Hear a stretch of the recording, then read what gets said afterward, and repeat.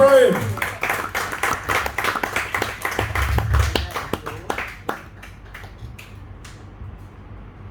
My son told me he got a text the other day, said WDYN.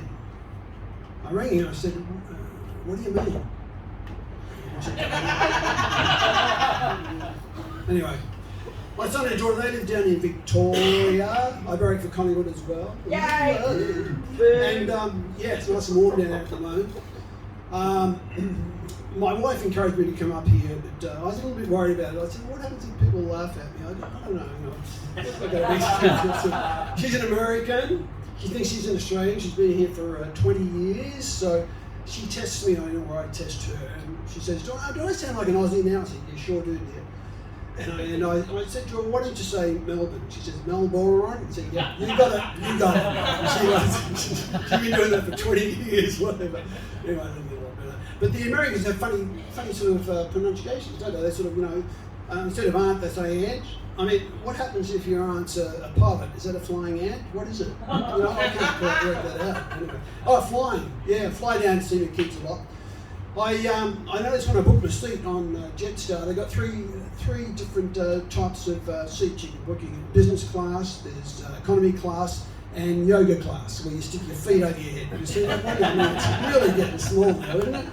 But I tell you what, there's a lot of personal stuff going on now. It's not good. They're worried about the weight. So I had to fill out this form. And it said, have you been married before? Are you holding any unresolved issues with former partners and all that? I just tick yes, yeah, tick, yeah. I go to board and the girl says, sorry, you're carrying too much baggage. It's really bad. It's really bad. But there was a very serious accident when pilot's flying along and his wings fell off. Anyway, he quickly bent down and grabbed him and put him back on his shirt. It was really close, a very, very close call, I tell you. But I tell you, I like trains. Don't like planes much. Trains are good. You can walk up and down with the train. Met a young girl last year. She had a guide dog, and she said it was the dog's 100th train trip. Unbelievable. I looked at the dog and I thought, that dog's well trained. Anyway, I got one of those little cabins where you can sort of have a snooze overnight, because it's an overnight trip. And the conductor opens the door, and there's just a plank of wood there. And I said, what's that? He said, that's the railway sleeper. Geez, great, thanks, mate. It's fantastic. But I went out to the reef. I discovered that if I'm going to breathe underwater, I'd be a fish. I've used the word fish. My goldfish died last week. Yeah, it was sad. Yeah, I went to get another one. I said to the guy, how much is that goldfish there? And he said, that's $1,200 an ounce.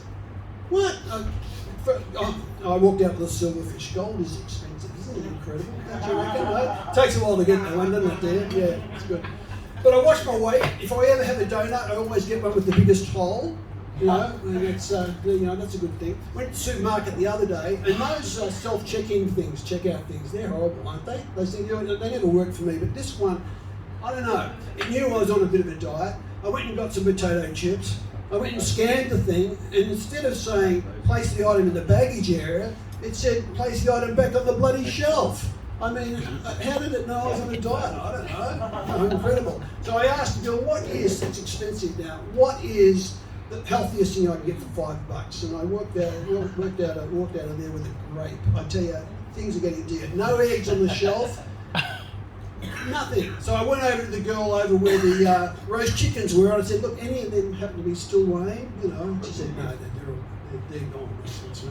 So glad you got that one, Good on you, mate. Good work.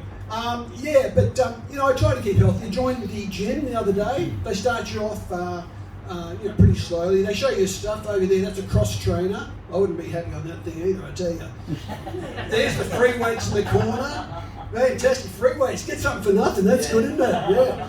Anyway, they start me on the treadmill. 5 minutes, and then 10 minutes. And you've been used to this, young guy. You're probably on treadmills. After a week, I was going for 15 minutes on that treadmill. And then he comes over, thank you, and then he says, I think you're ready to switch it on now, mate. It's fantastic. No, it was great fun. No, it really was. It was really good. But, look, I had a bit of a situation the other day. Who's a dog person here? Dog people? Who's a cat person? Yeah. Oh, Okay, cat person. I'm a dog person because I mean, if someone's going to rob your place, you know, you don't hear a couple of thieves outside your door say, I don't think we should go in there. Then I can hear a cat purring. You don't hear, I mean, serious? Do you? No, you don't do that. But we sort of give them names, like, you know, the sounds they make. Like, we say that a dog woofs. Well, a dog doesn't woof. You know, woof, that's not what a dog sounds like. Cats don't meow, you know. And ducks, they don't quack. A duck sounds like this. That's what a duck sounds like. Do you reckon you can do that? Do you want to have a go? Do you reckon you can do it? Come on, have a go. See if you can do it. I'll do it once more for you. I'll do it once more. You ready? That's good. Oh, yes!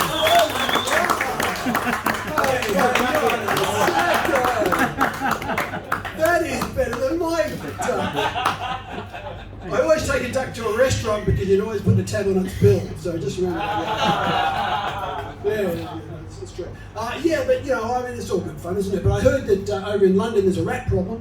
Oh yeah, they're swimming up the canals there. They've got a whole lot of cats to get rid of them. The cats are just watching them go by. The rats are smiling at them, you know, swimming around. Apparently the cats prefer dry food. I don't know, you know, they just didn't want to get the rats. But, I've got to tell you something though. There's been news out of LA. The world's greatest Elvis impersonator dropped dead, and they did a DNA test, and it was actually Elvis. No, this is just hot off the press. It was Elvis. So they thought, well, who's buried at Graceland? They dug him up, and it was the world's greatest Elvis impersonator. Unbelievable. That's a true story. I just heard it straight up. But you know, I'd love to be wealthy. I tell you what, I'd love to be wealthy like that. Jim's Murray. Jim, I'd love to be Jim. Or the guy that does the gates, Bill's Gates. I mean, how do you make all that money out of gates? That is unbelievable. You know, I tell you what, wouldn't want one of Steve's jobs. One of Stevie's jobs. Oh yeah, we're there, man. All right, listen, I won't hold you up too much because haven't they been a wonderful audience? Was that a little wind up I heard? No, it's okay. Fantastic. Thank you very much for laughing. I'll tell my wife that you laughed at me, but didn't feel too bad about it. That's great. All right, you have a great rest of the night. Yeah.